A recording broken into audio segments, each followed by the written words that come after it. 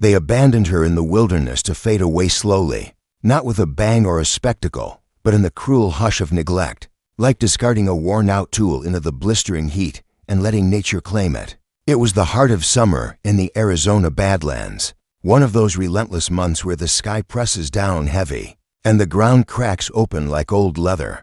The small town of Dust Haven sprawled lazily under a sun that could bake the life out of anything foolish enough to linger exposed. Robert Harlan, at 45 years old, had weathered more storms than most men his age cared to count. He wasn't the type to bend easily, not after losing a sister to illness, watching his family farm go up in flames during a drought-fueled wildfire, and saying goodbye to a wife who decided the isolation was too much for her soul. But what he encountered that afternoon was the sort of sight that etches itself into a man's memory, refusing to fade even in the quiet hours of night. She stood there on the outskirts of his property, right by the weathered fence he'd meant to repair for seasons, but never got around to. Her feet were bare against the scorching earth, her simple dress clinging damply to her legs up to the knees, as if she'd waded through some distant creek before ending up here. A coarse burlap sack was cinched tightly over her head, no openings for eyes or mouth, no concession to humanity. Her wrists were lashed together with rough rope that had bitten into her skin, leaving marks that rivaled the scars from thorny mesquite bushes. Yet she didn't stir, didn't bolt away in panic, didn't utter a cry for help. She simply stood there, as if resigned to the fact that salvation was a myth in these parts. Have you ever witnessed something so profoundly unjust that it twists your gut and makes your jaw clench involuntarily? Robert dismounted from his horse with deliberate slowness, his boots crunching on the parched gravel. He approached without a word, moving like someone testing the stability of a rickety bridge over a chasm. From beneath the sack came a whisper, her voice parched and fracturing like dry twigs underfoot. "Please, take it off." It wasn't a plea shouted to the heavens. It was subdued, almost hollow, as if these were the final remnants of her dignity. Robert's hands, calloused from years of mending barbed wire and chopping firewood, fumbled with the knot at the back of her head. It was secured with a vicious tightness, born of malice rather than mere restraint.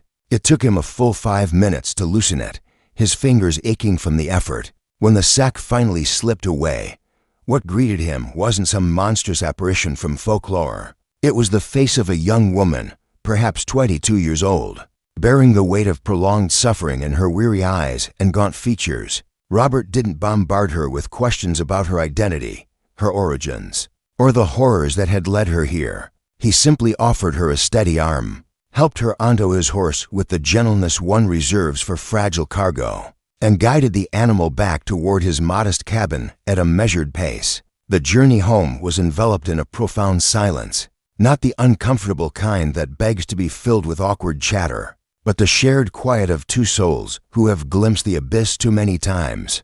Upon arriving, Robert fetched a metal cup from the shelf and filled it with cool well water. She sipped it cautiously, wincing as if the act itself was painful. Yet she didn't waste a single drop. He set a pot to boil on the wood stove, cooking a couple of potatoes from his meager stores. Without fanfare, he divided them, sliding the larger portion toward her on a tin plate. She ate in small bites, her movements deliberate.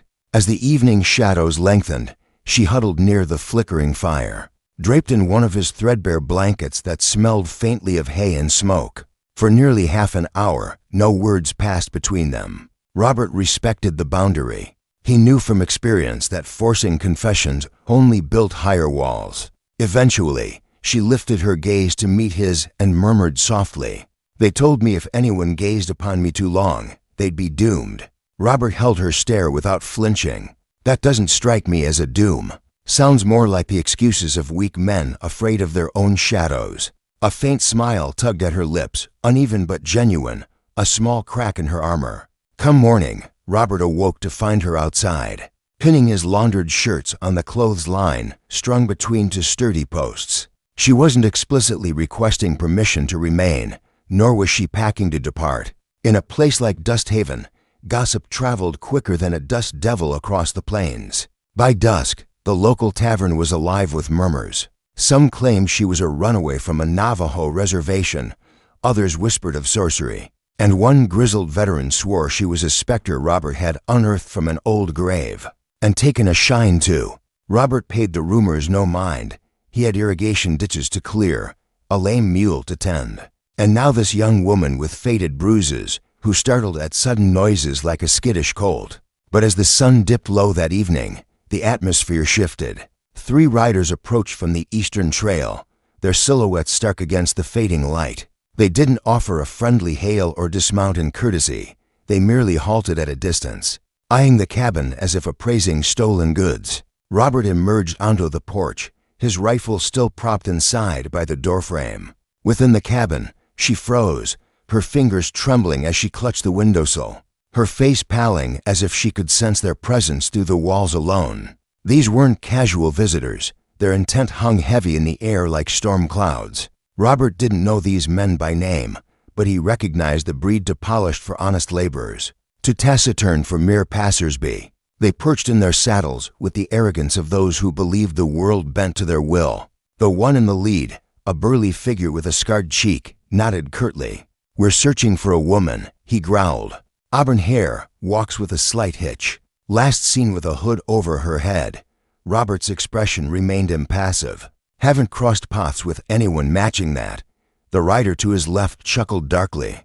"She's got a quiet way about her, but striking once you look past the quirks." Inside, she held her breath, nails digging into the wood of the table as if anchoring herself against a gale. Robert descended the steps unhurriedly. "She's not on my land. Best you keep moving." The leader leaned forward, his voice laced with menace. "She isn't yours to harbor." That ignited a spark in Robert's eyes. His tone lowered to a rumble. "She's no one's possession. Not a beast, not an object. She's a human being." The men exchanged glances but didn't escalate. They wheeled their horses around and vanished into the twilight, but their parting glares promised unfinished business. That night, she didn't succumb to tears or torrent of words. Instead, she perched by the hearth, fingering a raven's feather she'd picked up near the corral that morning. Feathers, in these parts, often appeared as omens after tempests. She turned to Robert, her whisper barely audible. "They'll return, possibly," he replied, stoking the fire. The following dawn, she wasn't cowering in the shadows. She strode along the property line in a pair of his oversized boots, her posture straight, as if claiming her space. When Robert inquired if she intended to stay, she didn't affirm directly. "I'm weary of fleeing," was all she said. "If you've journeyed this far into the tale, you're likely the sort who holds faith in redemption, who thinks the harsh frontiers of America haven't eradicated every shred of compassion. And if that resonates, you might want to linger, for the tensions are building, and the confrontations ahead will test the limits of justice and mercy. But hold on, because the real trialst ones that still echo in Dusthaven's lorry are unfolding next." The riders didn't wait long to make good on their unspoken threat. On the 4th evening, they reappeared, this time a quintet, slipping through the dusk without torches, their approach heralded only by the muffled thud of hooves on sandy soil. Robert sensed them long before they crested the hill. Solitude had honed his instincts sharp as a blade. He stepped out with his rifle in hand, not cocked but ready. The leader dismounted with a thud, his boots stirring dust. Elias Crowthet name had circulated in saloons from Tucson to Phoenix, tied to vanished women, rigged poker games, and bloodied bar fights. Elias spat onto the ground. "She owes allegiance to the one who bought her fair and square," he snarled. Robert stood firm. "No soul is for sale." Elias advanced a step. "She's a harbinger of misfortune." From within the cabin, she overheard the exchange. This time, she didn't shrink away or seek refuge behind furniture. She pushed the door open, standing tall in her bare feet, swathed in Robert's quilt like a makeshift cloak. Her voice rang clear. "Are you terrified of what I represent?" The riders shifted uneasily in their saddles. Elias faltered momentarily before regaining composure. "You defied us, betrayed the deal, left to rot as you deserved." But she pressed on. "You battered me, traded me like livestock, discarded me in the filth, claimed I'd summon ruin. Yet here you stand, quivering." Robert leveled his rifle, his demeanor as steady as the rising moon. "Time to depart. Show your faces here again, and you'll regret it." They muttered curses but complied, melting into the night. Once the echoes faded, she collapsed onto the porch steps, not weeping, but inhaling deeply, as if rediscovering air. Robert joined her, offering silent companionship. In the days that followed, a fragile peace descended in it, born of dread, but forged through resilience. She no longer concealed herself or jumped at shadows. She patrolled the boundaries at first light, as if daring the world to challenge her claim. Robert observed this transformation, recognizing the slow mending of a fractured spirit. Then, unexpectedly, a dusty carriage rattled up the path one afternoon. It creaked to a halt, revealing a weary woman in a sun-bleached gown. Cradling a toddler against her chest, she alighted, her eyes locking onto the young woman with recognition. "I shared your chains back in New Mexico. Before they separated us, no floods of emotion ensued. Instead, the young woman assisted her down, took the child gently, and ushered them indoors. That evening, Robert wordlessly unlocked the storage shed, gesturing to the upper level. Plenty of space. Thus began a quiet revolution, not with proclamations or parades, but with outcasts reclaiming their worth. They refurbished a disused wing of the barn into livable quarters. The newcomer sewed bedding from scraps of fabric and old coats. The young woman cultivated a small garden with resilient dessert plants. The child toddled about, collecting pebbles and humming tunes when unobserved. As winter approached, the town's suspicion waned. Neighbors began nodding in acknowledgement. A few even left baskets of preserves on the porch. Inquiries ceased. She never donned a hood again, but one crisp morning, she retrieved a burlap sack from a hidden spot, carried it to the field's edge, and fastened it to a post. The wind claimed it swiftly, whipping it away into the horizon. She didn't pursue it, didn't glance backward. Now, ponder this. How many individuals do you know who've been ground underfoot yet risen to persevere? How many have been labeled as omens of ill yet chosen benevolence? True strength often whispers rather than roars in those who assert their existence, without apology. But the story doesn't end here. Tensions simmer beneath the surface, and greater challenges loom, testing alliances and morals in ways that spark debate about right and wrong in a lawless land. What would you do if faced with such injustice?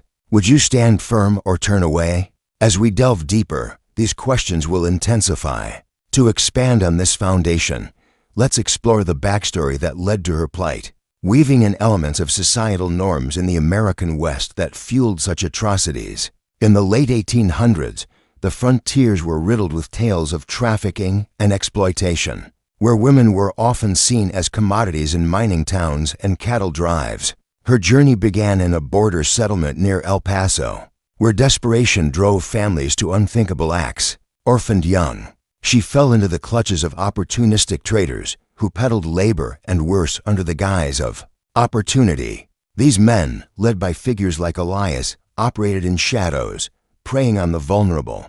They spun yarns of curses to justify their cruelty, claiming certain individuals brought bad luck to ward off sympathy. This belief system, rooted in superstition blended with greed, created a cycle of abuse that society tacitly ignored. Debates raged in saloons. Was it survival of the fittest or a moral failing of the community? Some argued that interfering invited personal ruin, while others contended that silence enabled evil. Robert, having lost his own kin to similar indifference, embodied the counterpoint. His ranch, though modest, became a beacon for reflection on human rights. As more wayfarers arrived, another woman escaping a violent marriage, a man scarred from indentured servitude group grew, prompting local authorities to take notice. Sheriff Harlano, relation to Robert, but a distant cousin in Nama, visited under pretense of inspection. "This ain't a charity house," he warned. "Folks talk of vagrants bringing trouble." Robert's response ignited a heated exchange.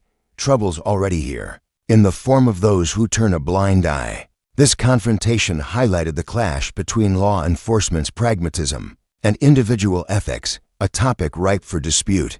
Did the sheriff represent order or complicity? Readers might argue over the balance between self-preservation and altruism. Amid these dynamics, daily life on the ranch unfolded with poignant moments. The young woman, whom we'll call Lena for narrative flow, though names were seldom used in those early days, taught the child basic letters using charcoal on slate. Evenings brought shared stories around the fire, each tale unraveling layers of trauma. One night, the newcomer recounted her flight from an abusive spouse, detailing beatings that left permanent marks. "Society says endure for the sake of family," she said bitterly. Lena countered, "Endurance without hope is just prolonged death." Such dialogues fostered bonds, but also stirred internal conflicts. Robert grappled with his growing attachment, questioning if it stemmed from pity or genuine connection. A high-tension scene arose when a storm hit, flooding the arroyo and isolating the ranch. Supplies dwindled, forcing rationing that tested tempers. Accusations flew. Was welcoming more mouths a noble act or reckless endangerment? This climax built to a resolution where collective effort repairing a bridge, under lightning Reinforked unity. Yet, external threats persisted. Elias's gang, humiliated by prior retreats, plotted revenge. Spies lurked in town, spreading rumors of illicit activities at the ranch to sway public opinion. A town meeting convened, debating whether to intervene. Proponents of expulsion cited economic strains, while sympathizers highlighted humanitarian duties. This polarization mirrored broader American debates on immigration and aid during westward expansion. As Part 1 draws toward its midpoint, let's delve into a pivotal event, the Festival Ambush. Dusthaven's annual Harvest Fair drew crowds, and Robert's group attended warily.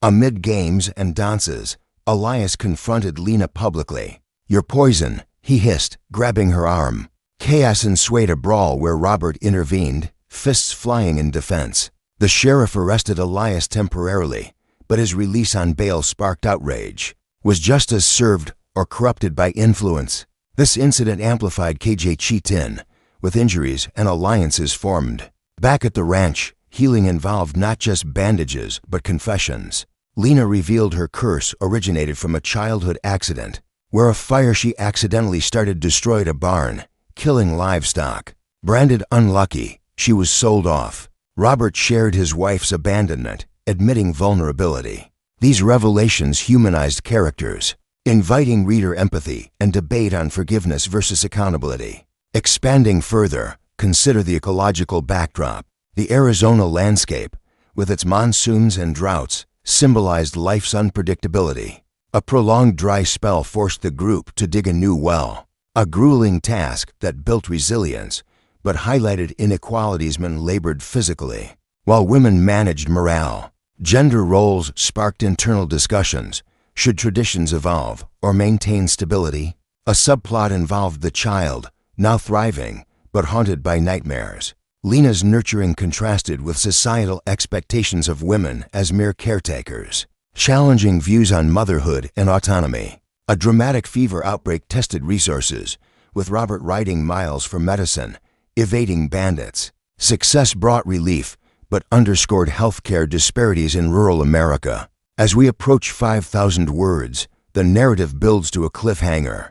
Whispers of a larger raid circulated, with Elias recruiting more outlaws.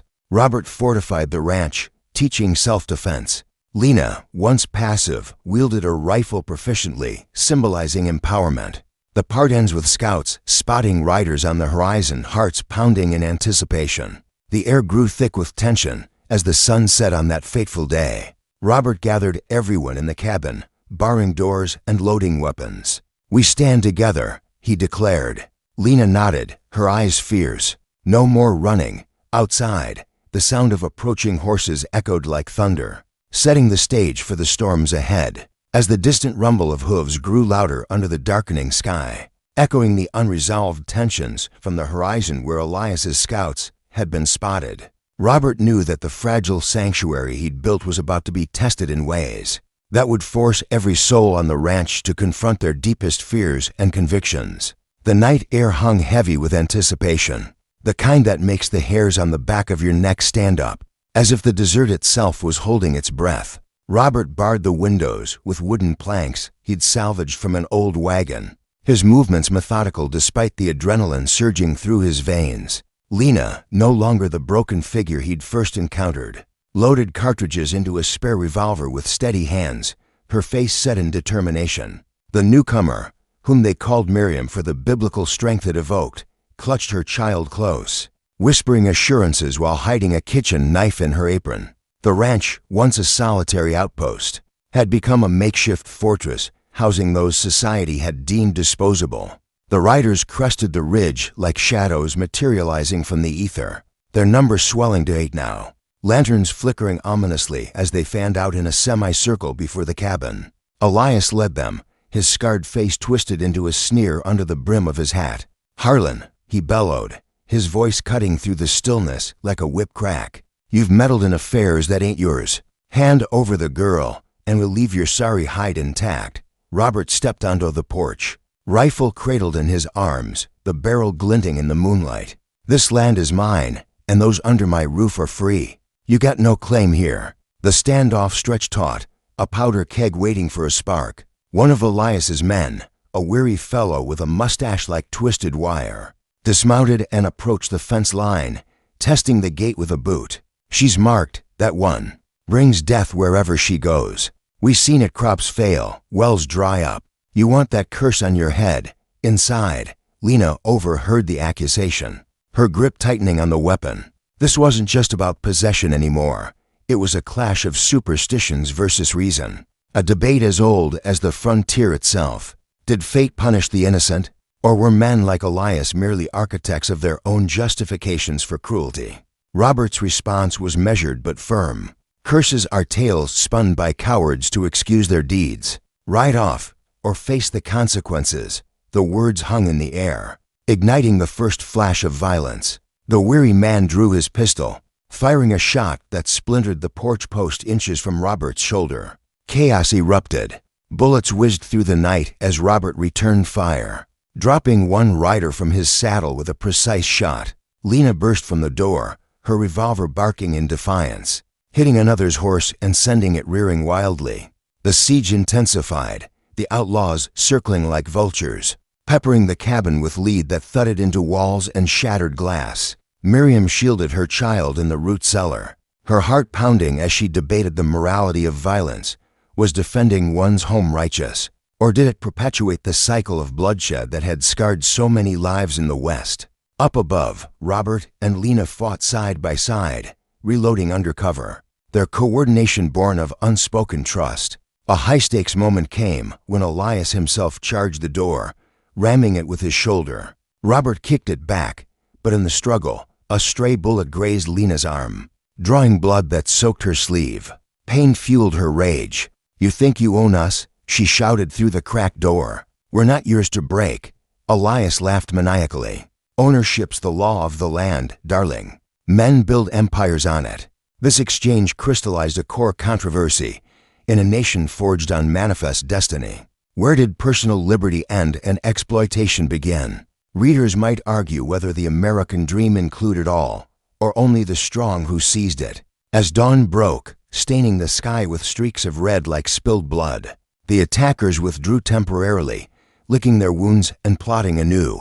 3 of their number lay still in the dust, a grim testament to the cost of aggression. Robert bandaged Lena's wound with strips torn from a clean shirt, his touch gentle amid the debris. "You fought like a lioness," he murmured. She met his eyes. "Had to." Running's over, Miriam emerged from hiding, her face pale but resolute. "We can't hold forever. What if the town sides with them?" This question sparked internal debate among the group.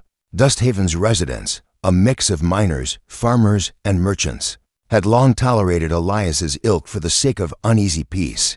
Economic teastits owed, goods traded complicated allegiances. Robert rode into town at midday, seeking aid from the sheriff. The main street bustled with wary glances as he tied his horse outside the jail. Sheriff Harlan, sipping coffee behind his desk, listened with a furrowed brow.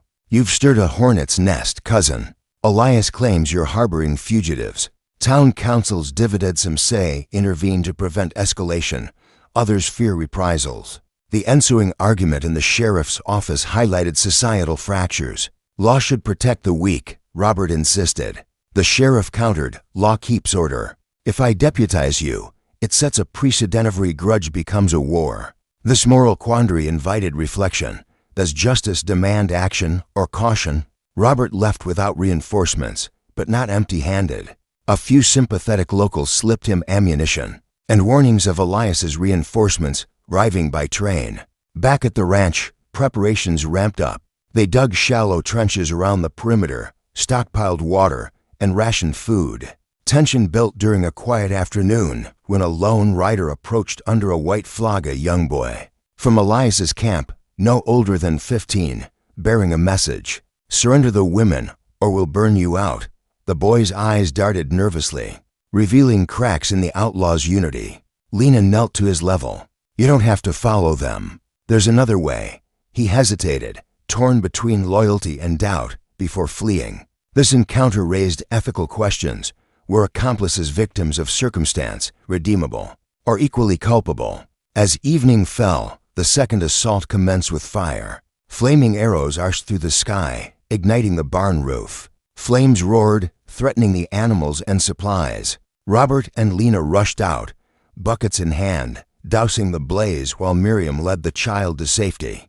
Gunfire provided cover, but a dramatic turn came when one outlaw infiltrated the corral, attempting to stampede the horses. Robert tackled him in a brutal hand-to-hand fight, fists pounding in the dirt amid whinnying chaos. Victorious but bruised, Robert dragged the man inside as a prisoner, binding him securely. Interrogation revealed Elias's motives, not just revenge, but a larger scheme involving land grabs. The curse narrative masked a trafficking ring, profiting from vulnerable migrants crossing the border. This disclosure fueled outrage, prompting debates on systemic injustice.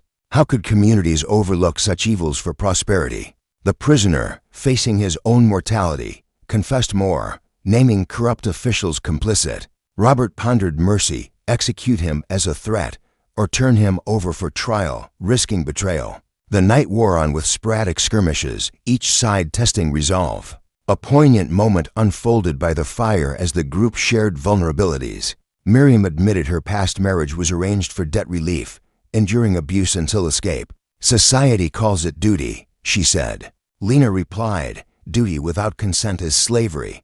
Robert opened up about his wife's departure, blaming himself for isolation. These confessions deepened bonds, humanizing the struggle and sparking thoughts on gender dynamics in frontier life where women, perpetual victims or agents of change.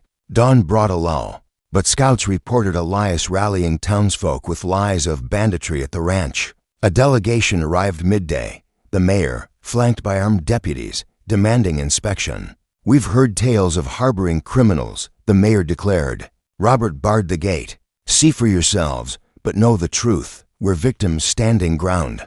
The tour revealed the truth-wounded innocents, not outlaws. Debate ensued on the porch. Mayor argued eviction for peace. Robert countered with evidence of Elias's crimes. A deputy, swayed, defected, adding firepower. This shift escalated drama. Elias, learning of the betrayal, launched a furious daytime raid. Horsemen charged, guns blazing. Bullets ricocheted as defenders held the line. Lena, from a window, picked off two assailants with markswoman precision. Her transformation complete. Robert dueled Elias in the yard, revolvers drawn in classic Western fashion. Shots echoed. Elias fell wounded, clutching his leg. "You'll pay," he gasped. Robert loomed over him. "Payments due for your sins." Captured, Elias's gang disintegrated, survivors fleeing into the Badlands. The sheriff arrived belatedly, arresting remnants and acknowledging Robert's stand. "You forced our hand toward justice," he admitted grudgingly. This resolution sparked controversy. Vigilantism versus legal process which preserved society better. As dust settled, the ranch stood scarred but intact, a symbol of defiance. Rebuilding commenced amid reflections. They repaired the barn, planting new seeds in expanded gardens. More refugees trickled in, a family displaced by mining evictions. An elder abandoned by kinswelling numbers and testing resources. Communal decisions arose: share equally or prioritize. Debates on equity versus merit mirrored national discourses on welfare. A high-climax event, a federal marshal visited, investigating trafficking reports. Testimonies exposed a network spanning states, leading to arrests beyond Dust Haven. Elias, in chains, ranted about curses. Lena confronted him in jail. "Your curse was greed," she said. His defeat provided catharsis, but raised questions. Does punishment rehabilitate, or merely deter? As spring bloomed, the ranch evolved into a cooperative, trading goods with town. Robert and Lena's bond deepened subtly, walks under stars fostering intimacy without pressure. Miriam's child laughed freely, a beacon of hope. Yet, whispers of distant threats lingered, rival gangs eyeing the vacuum. One evening, round the campfire, stories flowed. A newcomer recounted border horrors, prompting discussions on immigration, barrier or bridge. Robert advocated openness, others cautioned security. These elements wove tension, keeping engagement high. Expanding the narrative, consider environmental challenges. A flash flood ravaged fields, forcing ingenuity diverting water with dams built collectively. This ordeal highlighted climate's role in human drama, debating man's dominion over nature. Social dynamics enriched, gender roles shifted as women took leadership in planning.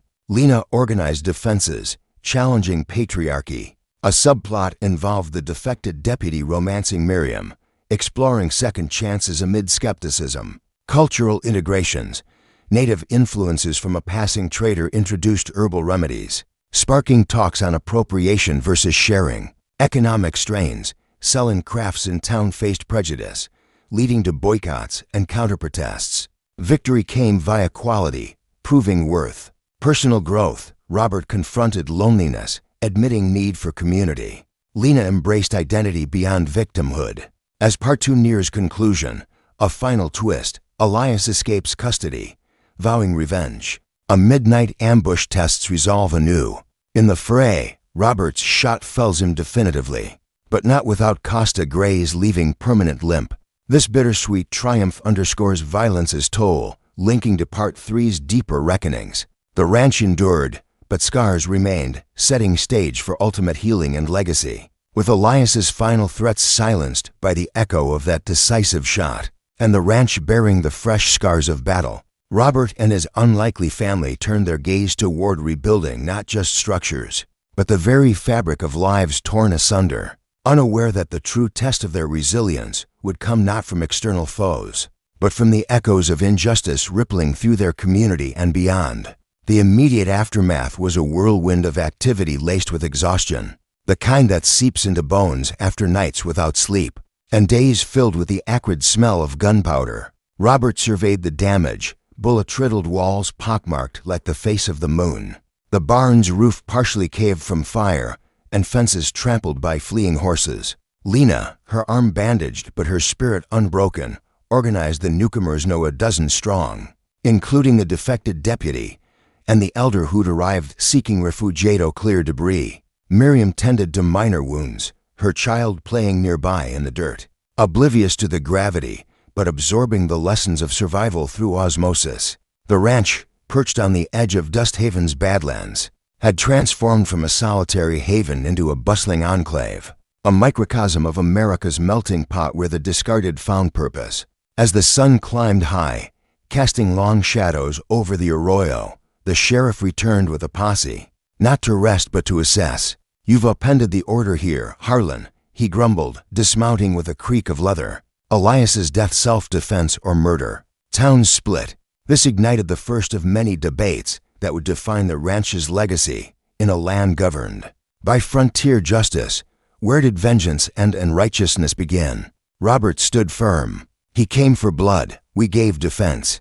Law's blind if it ignores intent. The sheriff, after inspecting Elias's body and hearing testimonies, ruled it justifiable. But not without warning. Vigilance breeds enemies. Watch your back. Word spread like wildfire through Dust Haven, polarizing the populace.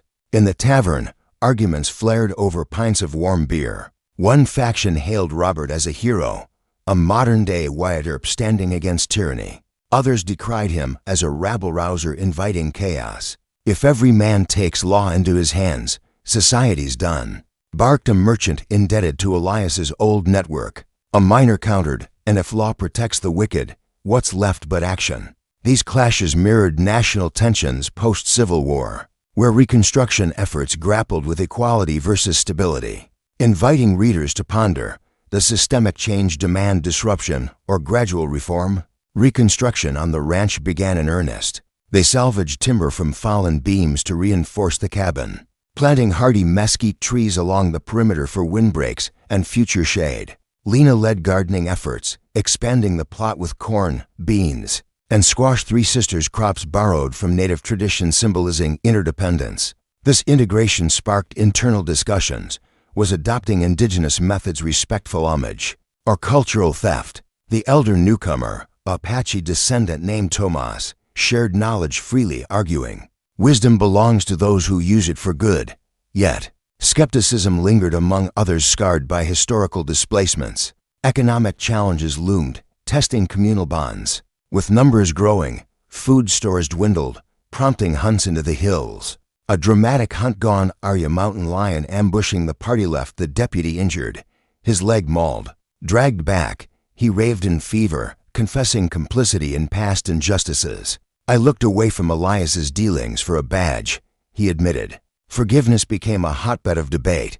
Grant absolution to rebuild trust, or exile to maintain purity? The group voted to heal him, emphasizing redemption's role in society. But not without condition slibber and atonement. As weeks turned to months, the ranch attracted more souls. A family of Mexican immigrants fleeing border violence, a runaway slave's descendant seeking land rights, even a disillusioned soldier from the Indian Wars. Each rival brought stories that enriched but complicated dynamics. The immigrants recounted harrowing crossings, prompting talks on borders, walls of protection, or barriers to humanity. Robert advocated openness, America's built on newcomers, while Tomas cautioned, not at the cost of the original stewards. These conversations around evening fires fostered empathy but ignited passions, mirroring immigration debates that divided the nation. A major climax unfolded during a severe winter storm, the worst in decades, blanketing the Badlands in rare snow that turned to ice, isolating the ranch. Supplies ran critically low, and cabin fever brewed tensions. Accusations flew, hoarding by some, laziness by others. Robert mediated a council, where voices clashed over resource allocation, equal shares versus merit-based. Lena proposed a democratic vote, empowering women and minorities, challenging traditional hierarchies. Voices unheard breed resentment, she argued. The resolution pooled efforts to melt snow for water and ration equitably averted crisis, but highlighted fragility in scarcity. Does equality sustain or weaken? External pressures mounted as Dust Haven's elite, fearing the ranch's influence, petitioned for eviction, citing vagrancy laws. A town hall meeting became a powder keg. Robert attended, flanked by Lena and Miriam, facing a hostile crowd. "Your sanctuary harbors troublemakers," accused the mayor. Robert retorted with evidence of Elias's crimes, unveiled through the marshal's ongoing probe. Witnesses testified from her victims, detailing abductions and sale-shifting sentiment. A turning point, the merchant, once opposed, admitted profiting from the ring, collapsing in shame. Chaos and sweatfists and shouts until the sheriff restored order.